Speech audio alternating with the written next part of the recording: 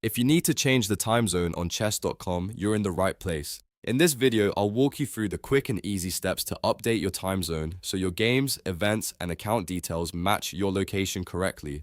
This is a simple setting, but it can make a big difference if your time is showing wrong or if you recently moved to a new region. If this tutorial helps, please hit like and subscribe for more quick software and website guides. Alright, let's get started. First, open chess.com and make sure you're signed into your account. Once you're on the homepage, look down to the bottom left corner and click the Settings button, which is the gear icon. This is where chess.com keeps your account preferences and profile options. After that, you'll see a sidebar on the left side of the settings screen. From the list of tabs, click Profile. This section contains the personal details tied to your chess.com account, including your time zone. Now scroll down until you reach the Details section near the bottom of the page. This is where you'll find important profile information such as your location and time zone settings. Take your time here and make sure you're in the correct section before changing anything.